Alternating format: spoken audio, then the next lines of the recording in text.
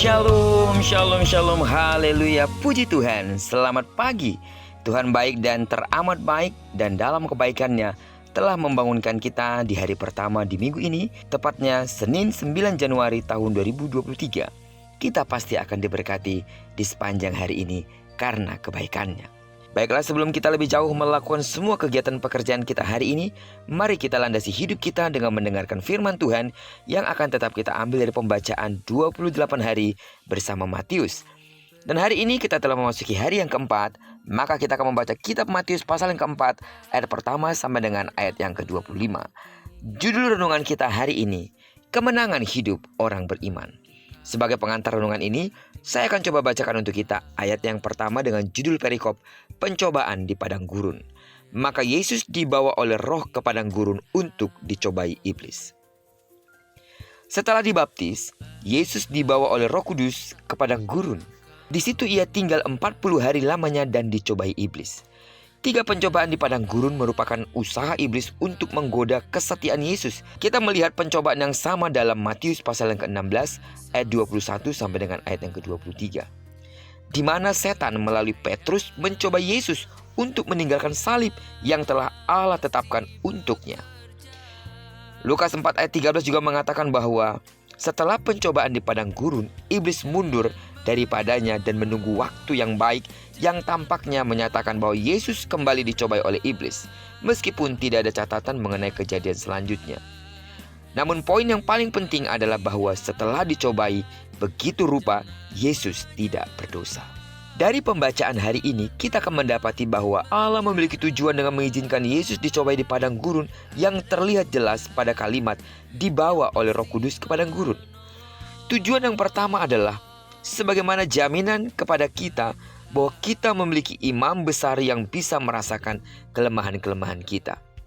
Karena dia telah dicobai sebagaimana kita dicobai, sifat manusiawi Allah memungkinkan dia untuk turut merasakan kelemahan-kelemahan kita, karena dia telah dihadapkan pada kelemahan-kelemahan kita juga.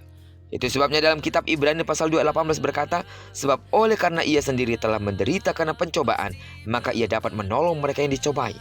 Jadi saat kita diuji dan dicobai oleh berbagai situasi kehidupan ini, kita mengetahui bahwa Yesus mengerti dan turut merasakan apa yang kita rasakan.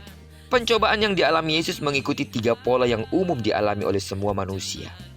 Pencobaan pertama mengenai keinginan daging. Termasuk di dalamnya adalah semua keinginan fisik. Pada saat itu Yesus lapar, dan iblis mencobai dia untuk mengubah batu-batu menjadi roti. Namun dia menjawab dengan mengutip Ulangan pasal 8 ayat ketiga.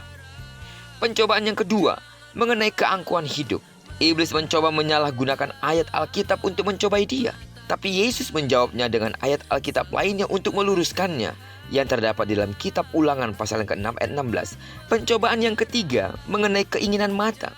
Jika ada jalan pintas untuk menjadi Mesias yang tidak memerlukan upaya pengorbanan di kayu salib, maka inilah jalannya. Iblis telah menguasai kerajaan dunia. Namun iblis bersedia untuk memberikan semuanya kepada Kristus sebagai imbalan terhadap kesetiaannya. Angan-angan belaka ini menyebabkan kejijikan bagi Allah, dan dia menjawab tajam, engkau harus menyembah Tuhan Allahmu, dan hanya kepada Dia sajalah engkau berbakti.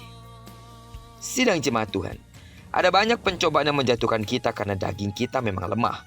Namun kita memiliki Allah yang tidak akan membiarkan kita dicobai melampaui kekuatan kita. Dia akan memberikan jalan keluar. Oleh karena itu, orang Kristen bisa menjalani kehidupan yang berkemenangan. Kita bersyukur kepada Allah karena telah dilepaskan dari pencobaan. Pengalaman Yesus di padang gurun menolong kita untuk melihat bahwa pencobaan-pencobaan inilah yang akan menjauhkan kita dari usaha melayani Allah dengan baik. Selain itu, dari respon Yesus saat menghadapi pencobaan, kita belajar tentang bagaimana seharusnya kita menghadapi pencobaan, yaitu dengan ayat firman Tuhan. Serangan iblis datang pada kita melalui pencobaan yang begitu banyak, namun semua akan melalui 3 jalur yang sama: keinginan mata, keinginan daging, dan keangkuhan hidup. Kita dapat mengenal dan mengalahkan pencobaan ini hanya dengan memenuhi hati dan pikiran kita dengan kebenaran dan firman Tuhan. Satu-satunya senjata untuk menyerang dalam perlengkapan senjata Laskar Kristus saat peperangan rohani adalah pedang roh, yaitu firman Allah. Amin. Karena itu, mempelajari firman Allah secara rutin akan menempatkan pedang itu di tangan kita dan memberi kita kemenangan terhadap semua pencobaan. Sidang jemaat Tuhan, percayalah, sebagaimana Yesus sanggup mengalahkan pencobaan dengan firman yang keluar dari mulutnya, demikian pula dengan kita. Kita sanggup mengalami semua pencobaan saat firman memenuhi hidup dan hati kita. Karena itu, teruslah bergairah untuk membaca, merenungkan firman Tuhan senantiasa. Karena ketika kita penuh dengan firman, apapun persoalan, apapun pencobaan, kita pasti sanggup melewatinya. Karena kebenaran yang dari Allah yang tinggal di dalam kita akan memampukan kita untuk menampis dan mengalahkan semua pencobaan-pencobaan itu. Hiduplah di dalam firman. Karena ketika kita hidup di dalam firman, tidak ada persoalan yang tidak dapat kita hadapi. Semua hal dalam permasalahan hidup ini, kita pasti cakap menanggung segala perkara. Terpujilah nama Tuhan. Kiranya perenungan kita pada pagi hari ini menyemangati iman kita dan menyadarkan kita bahwa setiap kita mendengarkan firman setiap pagi, itu akan menjadi senjata bagi kita untuk mengalahkan semua persoalan, pencobaan yang datang menghadang langkah-langkah kita. Diberkatilah kita sepanjang hari ini, digenapi firman-Nya yang telah berjanji bahwa apa yang dikerjakan tangan kanan dan tangan kiri kita dibuatnya berhasil. Kemanapun kaki kanan dan kaki kiri kita melangkah, karena kita telah menyerahkan diri kita sepenuhnya ke dalam tangan perlindungan Tuhan, maka di sana kemuliaan Tuhan akan dinyatakan. Diberkatilah kita bersama dengan orang-orang yang kita kasihi, serta bersama dengan orang-orang yang kita cintai dimanapun mereka berada.